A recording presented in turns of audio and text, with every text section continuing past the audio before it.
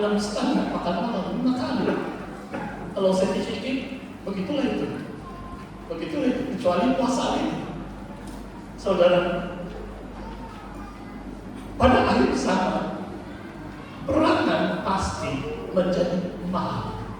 Bagaimana umat Tuhan itu mengatasi cabaran inflasi atau kenaikan harga?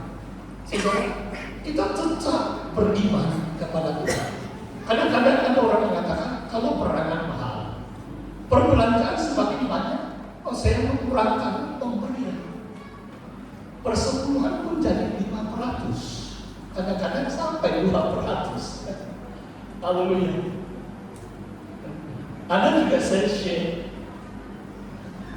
dengan beberapa pemimpin. Saya tidak tahu berapa lama saya dapat bertahan di sidang saya. Dan itu pengalaman yang baru. 3 sidang pertama saya jadi gembala. Setiap gereja itu keuangan tunai. Tidak sampai ujung tahun dilikas, dilibat. Sewaktu pandemik tidak perbaiki, uang itu bertambah. Tapi saya tidak tahu kenapa di Beverly Hills. Mungkin akhir zaman perangan itu naik dan mungkin mencabar jemaah. Walaupun ada pertambahan bilangan anggota jemaah, kadang-kadang tidak kuat, sudah 1 unit kedai 120 orang hadir orang dewasa. Sekarang orang bukan kecil-kecil. Wah, kalau besar 120 orang dalam 1 unit kedai, sempit sudah. Saudara, kita harus menang dengan iman. Yang saya bacakan semalam atau pagi ini dalam 1 Yohanes 5, iman kita yang mengalahkan dunia. Maksudnya kita tidak perlu mengurangkan pemberian kita kepada Tuhan. Pelayanan gereja tetap berkembang, tetap maju menjelang akhir zaman. Sebab iman kita yang mengalahkan dunia. Semakin mencapai hidup kita di dunia, semakin Tuhan mampu. Tuhan menurunkan tangan untuk memberkati saudara secara pribadi, memberkati gereja Tuhan. Nomor 4, saudara. Haleluya.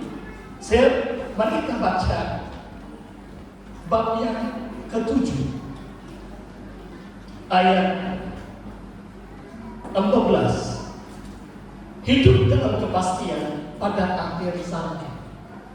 Mungkin message malam hari ini ada berat sedikit, sebab saya bicara tentang akhir zaman. Dalam ayat 14 pasal yang ke-7, mereka ini adalah orang-orang yang keluar dari kesusahan besar. Mereka telah mencuci jubah mereka dan membuat putih di dalam darah anak domba. Pada akhir zaman yang pasti datang adalah kesusahan atau kesukaran besar. Things will get tougher before it gets better. Apa yang kita lalui akan menjadi semakin sukar, semakin susah kehidupan pada akhir zaman. Tetapi di sini mengatakan orang yang percaya akan mengatasi, akan menang atas kesukaran itu. Kenapa, saudara? Sebab mereka mencuci jubah mereka, dan jubah mereka menjadi putih di dalam darah anak domba. Dari saat kita percaya itu, dari saat kita menaruh percaya kepada Yesus Kristus, darah yang menyucikan kita sampai akhir zaman, darah anak domba yang menjadi dasar percaya kita, yang akan mengalahkan segala kesukaran yang kita lewati. Sehingga secara simboliknya adalah kita mau hidup yang suci, hidup yang kudus, mencuci jubah kita di dalam darah. Kalau kita berpelanggaran pun, darah Yesus menyucikan kita. Saudara, tidak ada orang yang tidak pernah berdosa. Tadi ada pertanyaan, bagaimana bagaimana tiba-tiba orang itu melakukan sesuatu yang tidak baik? Tiba-tiba kawin 2 kali, telanjur kata orang. Bagaimana saudara? Memang itu dosa, itu zina. Kalau kita mengaku dosa, kita darah anak domba akan menyucikan kita. Kalau kita keras hati, benar diri. Ada orang yang berdosa, mereka itu baik. Tetapi itu dosa. Dosa itu tetap dosa. Tetapi darah anak domba yang mencuci jubah yang telah dinodai sehingga menjadi putih kembali. Inilah kuasa darah anak domba. Jangan kita menghalau orang yang melakukan yang jahat. Kalau mereka bertobat 70 kali 7 kali. Yesus mengatakan kita harus mengampuni, memaafkan saudara kita 490 kali. Bila Yesus mengajar sedemikian, maksudnya coba kamu hitung sampai 490 kali, sampai 50 kali kamu maksudnya apa? Maksudnya kamu mengasihi saja itu, mengampuni saja. Haleluya. Saudara, kepastian yang kelima. Mari kita baca pasal yang ke-9 ayat yang ke-4. Jangan saudara merasa takut. Saudara harus baca seluruh kitab Wahyu. Memang banyak hal-hal berlaku menjelang kedatangan Tuhan. Pasal 9 ayat 4 mengatakan sedemikian. Kepada mereka dipesankan para malaikat supaya mereka jangan merusakkan rumput-rumput di bumi atau tumbuh-tumbuhan ataupun pohon-pohon, melainkan hanya manusia yang tidak memakai meterai Allah di dahi. Saya katakan di sini yang kelima, jemaat pasti terlepas dari hukuman yang akan jatuh ke atas bangsa-bangsa yang derhaka terhadap Tuhan, bangsa-bangsa yang berdosa. Siapa mereka? Manusia yang dimeteraikan atas dahi mereka. Saudara boleh baca pasalnya ke-7.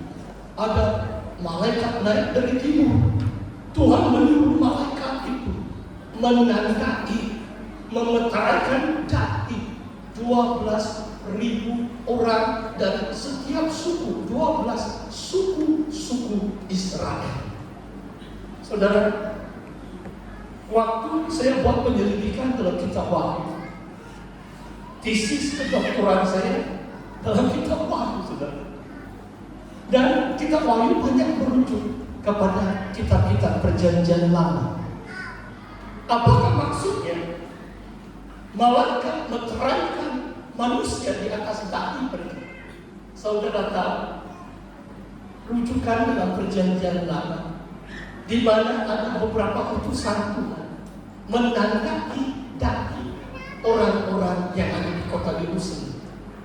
Siapa yang dapat jawab? Saya memberi satu buku percuma. Haleluya. Ada lagi buku. Wah, ini soalan yang susah banget. Karena kamu tahu kan? Dalam kitab Yeskiel. Oke, kalau kamu tahu bab berapa dalam Yeskiel, saya bagi buku percuma. Saya mau tanya, ada pengundi yang tahu? Bab berapa? Ada beberapa utusan Tuhan suruh menandai, meterai atas dahi. Ada tanda dengan meterai itu atas dahi orang-orang yang ada di Yerusalem. Mereka yang terlepas dari hukuman yang jatuh atas kota Yerusalem dalam kitab Yeskiel. Di sini seluruh dunia, hanya manusia yang tidak ada meterai di dahi mereka yang akan dihukum Tuhan. Maksudnya orang yang percaya Yesus dimeteraikan Tuhan di atas dahi mereka. Jawabannya, saya terselamat dari memberi buku lah, cuma jadi sebab saya jawab sendiri. Yeskiel bab 9, saudara, di situ mengatakan, tanganlah mereka yang keluh kesah meratapi dosa kekejian di kota Yerusalem. Luar biasa. Dengar ini baik-baik saja. Apakah manusia yang layak dimeteraikan Tuhan pada akhir zaman? Mereka yang meratapi dengan dosa dan kekejian yang sedang dilakukan oleh bangsa-bangsa. Kalau saudara dapat beasiswa pergi Eropa, hati-hati. Di Eropa 28 negara dalam kesatuan Eropa, saudara tahu, hampir semua negara Eropa ada undang-undang menghalalkan hubungan sejenis, bahkan perkawinan sejenis mereka halalkan. Dari segi undang-undang. Wah, nanti kamu pergi Eropa, saudara. Sedangkan itu kekejian. Roma pasal pertama, Paulus mengatakan itu di antara dosa yang paling kecil. Perempuan dengan perempuan, lelaki dengan lelaki, Tuhan akan hukum mereka yang melakukan itu. Apa itu? Orang walaupun tidak melakukan tetapi menghalalkan perbuatan seperti itu. Kebanyakan dunia modern, Western world, dunia barat, termasuk Amerika Syarikat, hampir semua negeri di Amerika Syarikat ada 50 negeri. 2/3 negeri di Amerika Syarikat sudah menghalalkan perkawinan sejenis. Oh saudara, dunia semakin berdosa, keji di hadapan Tuhan. Kalau mungkin lebih dekat di Malaysia, maksudnya saudara, kalau saudara tidak keluh kesah meratapi, maksudnya saudara indifferent. Orang buat benar, yang salah tidak apa. Itu urusan mereka. Kadang-kadang kita punya sikap adalah biarlah itu. Kadang-kadang kita lebih senang menjaga hati. Kadang-kadang sesama pemimpin pun kita tidak berani tegur sebab mau jaga hati. Sedangkan di antara peranan firman Tuhan adalah menyatakan kesalahan. 2 Timotius 4 begitu jelas. Paulus katakan beritakan firman, baik atau tidak baik waktunya. Sebab seluruh kitab suci ditulis diilhamkan Tuhan untuk menyatakan kesalahan, untuk memperbaiki kelakuan, mendidik orang yang kebenaran. Tetapi ada segelintir orang indifferent, baik tidak baik, benar berdosa sama saja. Saudara, Tuhan akan meteraikan kita di atas dahi ini kalau kita ada respon yang benar. Kita harus bersuka cita atas kebenaran dan berkeluh kesah melihat dosa-dosa yang dilakukan oleh bangsa-bangsa yang tidak mengenal Tuhan.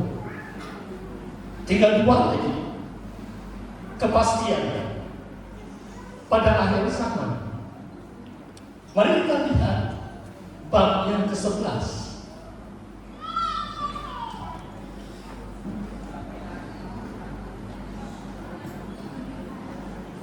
Dalam bab yang ke-11, saya katakan di sini,